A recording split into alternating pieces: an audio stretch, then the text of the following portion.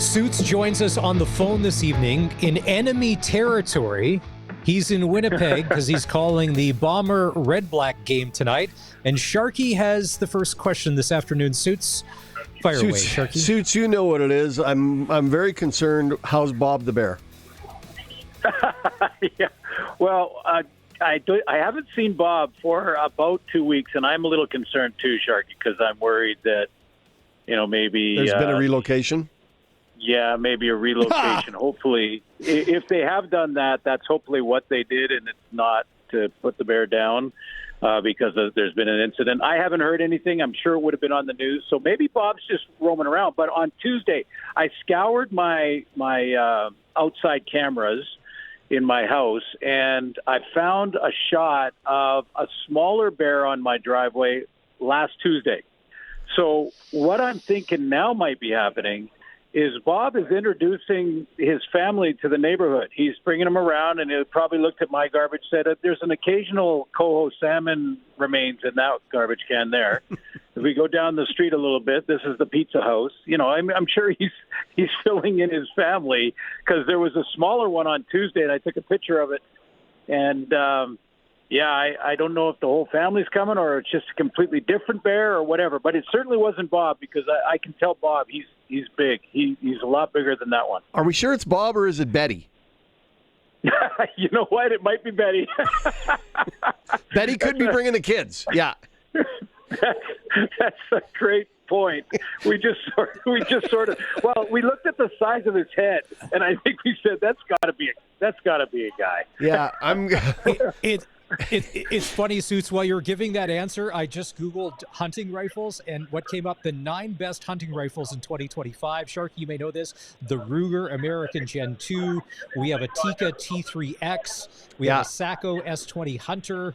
That's what may have happened to Bob the Bear. He may be a statistic in this article that I just found online as far as efficiency. We might have to reach out to the BC Ministry of Environment and the game wardens there and see if we can find some information on what's happened to Bob the Bear from. Is it North Van or West Van? Where is he? Yeah, North Vancouver. And Maz, by saying what you said about the hunting rifles, you are going to polarize the audience in a big way. We talk about hunting lots when I'm on the show, Suits. It's okay. We polarize anyway. Suits, you've lived in this province. You know how to read the room. There's more people that want the bear as a trophy than somebody that's running wild, sitting on decks, watching people watch Wheel of Fortune. So, hey, I hear you guys. I'm all like, listen. My father was a hunter. I went hunting with him before he passed years ago. So, yeah, I get it. Nice. And I just, there's two sides to this discussion, and please don't tell my wife we talked about hunting rifles. Hey, let's get you out of hot water with the missus. Let's talk football. Bombers, Red Blacks tonight. Who needs this win more, Ottawa or Winnipeg, and why? Well, if you just look at the standings, 3 wins, and Ottawa is sort of getting behind the 8 ball. There are 3 teams, really, Ottawa, Edmonton, Toronto, that, and Edmonton and Toronto play tomorrow night. So those 2 teams have 2 wins, Ottawa 3. The crossover is already being discussed, and we're not even past Labor Day yet because the standings are shaping up that way. And, so from a standings point of view, Ottawa needs to, get that 4th win of the season. From a maintain the cloak of dagger or cloak of invincibility persona that the Bombers have had for the last 5 years, they need to win this game tonight. Because I think here in Winnipeg, and I've been reading a lot of the articles, here in Winnipeg, they're saying, what's wrong with this team? I mean, they're dissecting it top to bottom, that this is not a team that's trending in the right direction and may be in big trouble when it comes to playoffs. So for that reason, and the sellout crowds that keep coming out, I guess, Winnipeg needs it more. Interesting, because I'd have thought the other way. I really would have. I would have thought Ottawa's, like, Winnipeg's got a lot on their shoulders. They've got a lot of history of doing well. But Ottawa really needs to stay on track. 2 wins, 3 wins in a row, really get some momentum. I think Ottawa's got a chance to catch up in the East and get a home playoff game. Yeah, you would think that, wouldn't you, Sharky? Yeah. Because you're looking at a team that's been to the Grey Cup out of the West 5 years in a row. I mean, don't they get any leeway to have a 500 season? I mean, not that any of them want it or that they're trying for it. It's just, it's amazing how quickly we become sort of prisoners of the moment, and we don't look at the bigger picture. And there's a real sort of critique going on in Winnipeg right now about this team. The secondary's too small. They let too many good players go in the off season. They shouldn't have let Kenny Lawler go. There's a lot of the questions being asked. So there's pressure on this 500 team at 4-4 that has been to the Grey Cup 5 straight years. I just go, wow, okay, you can't even have a slow start when you're being that successful. The bar is that high. Exactly. Yeah. Well, remember last year, the 0-4 start, and this year they're 4-5. They're still dangerous. They're a guy that tonight I'm curious to watch because you see big playability when it does happen, and maybe it just hasn't been happening enough lately. Tarek Wheatfall seems like a guy that he can have a big game and kind of blow things open. He's not Kenny Lawler, but he has shades of what Lawler did for those Bombers in that receiving core.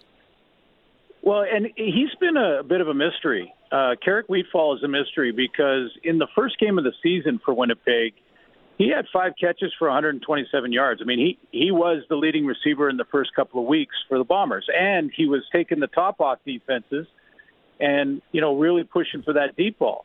In the last 5 games, he hasn't got to that total that he had in the BC game at 127. The last 5 combined, he's been at 120. Which is divided by 5 is sort of pedestrian, especially for a guy with breakaway ability like that. So it's interesting you mention his name because I'm going to keep my eye on him. Why has he been sleeping for 3 or 4 weeks here? Maybe tonight's the night that they find a way to get him the ball more. Their leading receiver last week in the loss to Calgary was their running back. That's a concern. For the Bombers, and that's been pointed out by the media here in Winnipeg. There's one thing, though, I want to bring up, guys, and I'd love to hear your opinion on it, too. Like, tonight will once again be on display one of the best defensive players in our era, in Willie Jefferson. And when I was doing my notes for this game, I started looking at, he was in Edmonton in 2014, 2015, and then he was in Saskatchewan from 16 to 19. And I thought, how did those 2 teams allow Willie Jefferson to walk out the door? Like, I would love to dig into exactly what happened in those meetings where this phenom of a player that is just a unicorn in Willie Jefferson, like there's no one like him. He's going straight to the Hall of Fame. And how did those 2 teams let him walk? I don't get it. He's not leaving Winnipeg now. It's too late now. Ship sailed. But, wow, and he's getting up there in age. But, I just think of his production and how those teams let him go. It is an interesting question because when he was here and he left, I was the same way. I'm like, what did you want that we couldn't provide? Like, what? How did this happen, right? And of all teams to Winnipeg, right? It's not like he went to Toronto for the nightlife, right? Exactly. Makes no sense. I just, and I'm sure there's an explanation, and I'm sure, when you sit in the meetings and you talk to the actual GMs that were involved, you're going to hear that, numbers were a factor, and maybe he really wanted to go to Winnipeg for some reason. I don't remember him saying that. The next time I talk to him, I'm going to bring it up and ask him, and we'll update this story. But I don't know. I'm with you. Seeing what he's done in his career, and even early in his career, I would have been just saying, where do I have to back up the truck to keep you here? Yeah. It really doesn't make any sense. Because I'm with you. When that happened and he got away, I figured, because a lot of times when guys leave us, as part of Rider Nation. Suits, you know this. We're very emotional.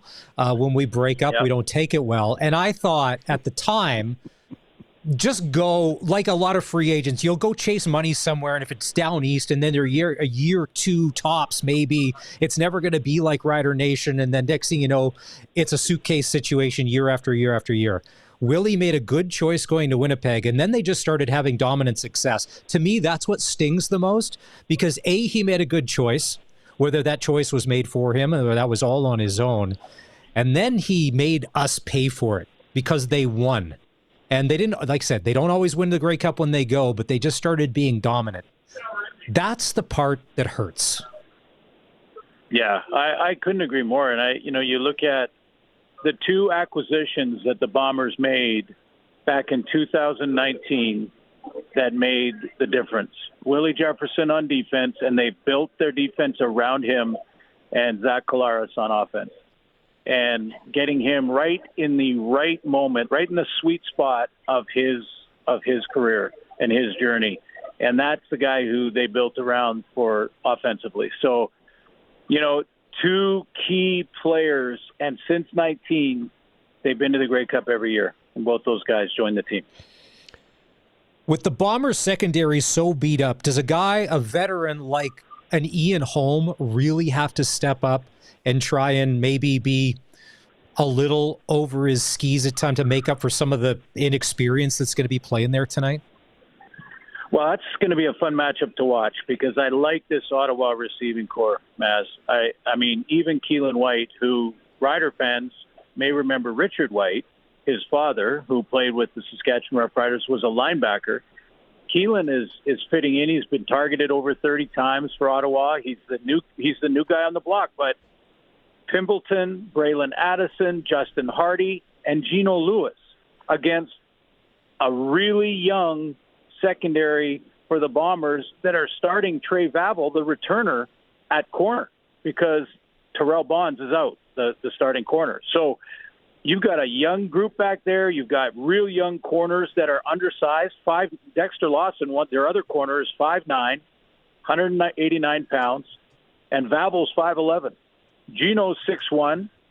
Braylon Addison is a smaller guy, but that's a matchup that is going to be a challenge for the Bombers. And maybe it comes down to if the O-line in Ottawa can protect Drew Brown long enough, then Ottawa should have the edge tonight when you look at the receivers versus DBs. But if Drew Brown doesn't have the time, pressure always trumps coverage in my book. If you have a choice between pressure on the quarterback or great coverage in the back end, always take pressure. It makes a difference because if the quarterback's got to run around, he can't make the plays he wants to play. With coverage, he can at least do something, but with pressure, he can't. Hard to complete passes when you're on your back. Yeah, exactly. Yeah. If Brady Oliveira gets rolling and the helmet slapping starts early in the first quarter and they start running downhill, because we talked on Tuesday, you think he's still hurt, healthy enough to play, but not like the Brady we've seen, and they can establish that run game early. Do you think that they've learned enough in the games that they've lost to not go away from the run game and just keep pounding it because that is their key to success? Yeah, I think they know that. Yeah, I do. And maybe they've gone away from it because of the injury and not wanting to say anything. I talked to Brady this week. He said it's just now for this week of work and this game, it's just now feeling closer to normal. Not completely there yet, but closer. And this is a shoulder guy. So when you think about a running back and his shoulder, the first thing that comes to mind is pass protection because he's got to use his hands there.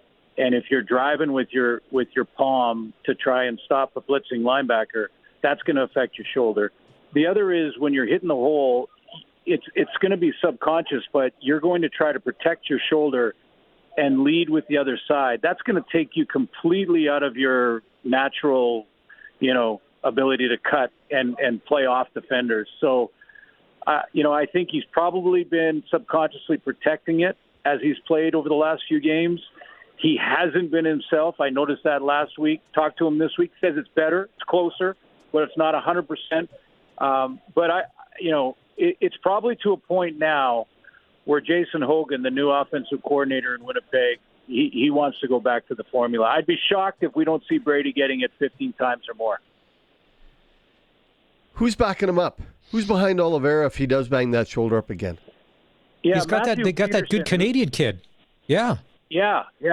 Matthew Peterson, who's out of the University of Alberta, and in Game 1, when they were still with their formula, but Brady was hurt in the first series. He hurt his shoulder in that first series against BC. Yeah. He was lights out, 23 for 130. So was the leading rusher in the game, not just in this game, but in the league. So that was a good start for him. Now he's seen a little bit of action since then, and it's looks more like the rookie that he is, and has got a long way to go. And he's not Brady, but he is a good backup. All right, tomorrow night, Toronto's in Edmonton, two teams that desperately need a win to keep any kind of hopes alive because they're in a chase position in the East and the West. With Toronto, flashes of greatness, the Cody Fajardo era of him being the starting quarterback is starting to get better week after week after week. I like the Elks at home just because what Cody can bring, and Toronto's just a little bit too much of a wild card these days. Yeah, I would agree, Maz. I think the Argos are trying to find their formula, and it's usually after 3 or 4 games, you should kind of figure out what you need, what you don't need, what you need to change, what you don't. You start to see those changes in the game 6 to 9, which is kind of where we are now. I still think Toronto's in the early stages. They're trying to find a running back that can get some production. They're trying to find an offensive line combination that can give Arbuckle more time. I think there's a lot of sort of work in progress stuff going on there. For that reason, and the fact that they're in Edmonton and the way Cody played in Montreal, I guess the Elks, I don't know what the spread is, but they're probably favored. The only question mark I have is Edmonton has given up tons of yards. They've given up on defense. They've given up too many points on defense. They're not taking the ball away. They have 2 interceptions, which wouldn't be bad, but they're last in sacks too. They're last in passing yards allowed. They're last in points allowed. They're last in sacks created. They're turnovers created. They've just been so pedestrian on defense. And then they go to Montreal and play their best game. That was their best game. They didn't allow Montreal. Now, McLeod Bethel-Thompson was playing quarterback, but they didn't allow them into the red zone but for one time in the second half in that game. So they played their best football in Montreal last week. Can they do that again? I think, Edmonton's got a heavy edge here. But if they fall back into giving up 400 yards a game and not turning the ball over or creating a turnover, they'll lose. DeMonte Coxey is a player. He's leading the league in receiving. So they better cover him. But you talked about it last week. You said that Edmonton's defense was their bigger problem than their offense. I agreed with you, but I don't think Toronto's going to bring enough to the table that Edmonton's going to be scared of anything. I like Coxey. I mean, he's earned. Here's a guy that against the Bombers had, in 2 games against the Bombers, had over 300 yards receiving. And Arbuckle's around, he's already closing in on 3,000 yards passing, and we're not at the halfway point. So it's not really been their offense that's been the problem. They've had 0 running game, and part of that is when you have, I think their coach in Ryan Dinwiddie as sort of, it sometimes has the philosophy that running the ball is an inconvenience. Remember when Kent Austin sort of had that? When he was the head coach, I remember talking to him in Hamilton. He said, Glenn, you guys always talk about the balance and running the ball. I think running the ball is an inconvenience. We're in a passing league. Let's let our quarterbacks win games. And I was like, I don't agree. but sometimes I think Dinwiddie falls in. The former quarterback in Ryan Dinwiddie falls into that too, and then he just starts sort of abandoning the run. They've got to get some balance on offense, but they do have playmakers in the receiving core, and it's not been Armbuckle that has been the problem. Suits, we know you don't gamble. That you've told us that many times. But the over the point total for Hamilton and Saskatchewan is 53.5. I'm thinking, and I'm not a gambler myself, it's probably safe to take the over because there could be some points put up Saturday at Mosaic between the Riders and the Ticats. Both quarterbacks so efficient. I think you watch Bo and the way he's played, and Trevor. There's your two. I mean, this is a game. That's a game of the week, and I hate that I'm not doing it, but to me, that's the game of the week because the way Hamilton has played, the way Trevor has commanded that offense and played at such a high efficiency level, and really taken whatever the defensive game plan has. He can dissect whatever you throw at him because he's seen it all. And, in that regard, I would think there's going to be some points. However, this is not the BC defense that Hamilton's facing. This is the Rider defense. And the Rider defense is, in my opinion, way further along than the BC Lions defense. Mike Benavides, our former colleague here at TSN, is going to hear that, the DC and BC, and he's going to say, whoa. I'm going to have a message on my phone in about 20 minutes. But I don't think it's close. I think the Rider defense is way further along and playing much better together with a great front four as opposed to the BC defense. And Hamilton put some points on the board with them. Even when the BC defense tried to take away Lawler and was successful doing that, they did it in such an obvious way that Bo Levi Mitchell just went to another player. He went to Keandre Smith. So, I think if you're going to pay extra attention to Lawler, which you probably should, you can do it from a much more subtle approach, a much more disguise-driven approach. And if the Riders don't do that, then Bo will dissect them just like he did BC. But I don't think they will. I think their secondary is better than the Lions, and their front four is played. You can individually pluck guys out and say guys like Matthew Betts are outstanding, but collectively, the Rider D-line has been much better than BC. So, I think it will be high-scoring, Maz, but I'm hoping for a shootout because they're fun to watch. I will be watching, not calling it. That's bugging me. But that's the game of the week, no question. You've been shorted the last couple of weeks, Suits. What's happened to you? You're not at the right games. Well, I'm doing this one tonight in Winnipeg and then in Edmonton tomorrow night. So I got the back-to-backers. But I had to actually, this was my doing because a relative's son is getting married on Saturday in Vancouver. So I'm going to be part of that ceremony. And that's why I couldn't do the, that's why I had to make a change and do these. You're a good man. You're a good man. Can we ask you an honest question? Do you have any idea what kind of gift your wife has bought for this wedding that your name will be on the card for on Saturday? I'm going to bet the under that Suits has no idea what the wedding gift is going to be, Sharky. I'm not sure what your cool bet is going to say. I'm going under. Sharky, you're going under? Well, here's how it went down.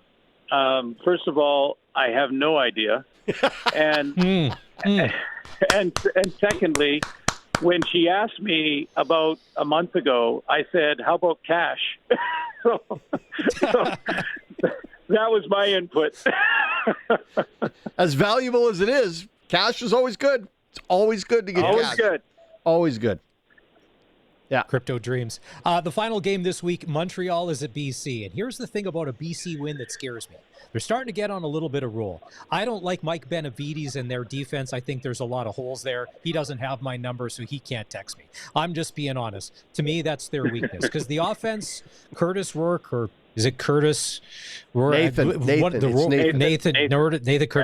The Rourke brothers are starting to come around just a little bit. I think he's starting to get comfortable in that Buck Pierce offense, and they're starting to do some things, and he's starting to move around and see that. With a BC win over Montreal, they're one game closer, and I don't like that because we don't need them hanging around, just kind of lingering on the edges. Hey, if you're in the West, if you live in the West and your team is a Western team, you're always cheering for the Eastern teams in these matchups. There's no question about that. Yeah. That's going to happen. But I agree with you on Nathan. I think he has got a good grasp of this new offense. He's settling in nicely, and we're seeing more of that 22 Nathan Rourke than last year when he returned. So I think we're getting closer to that. I think that offense in BC can play with anybody in the league. I think they could score with Calgary. They could score with Hamilton. They can score with anybody. What the question mark for me is, and you mentioned it, Maz, their defense. Their defense just has underachieved, and I'm not sure personnel-wise they're there yet either, to be honest with you. I look at them, and there's some good players, there's no question, but they have just been, I don't know, just there was a game, I think it was a Hamilton game, where Hamilton didn't punt until deep into the fourth quarter against that defense. So, you got to get some stops in Canadian football to win. And I'm not sure how consistent or how good that BC defense is or how bad they are. With the number of punts in the CFL, if you don't get one till the fourth quarter, you're in trouble. You're in big trouble. Yeah. You can't be that far behind the 8 ball. Yeah. Suits, before we let you go. Yeah.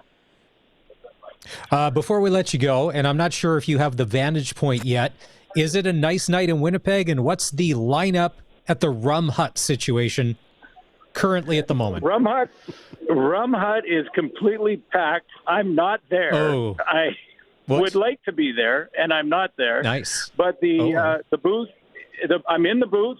Marshall Ferguson's right beside me. He's getting ready to call it.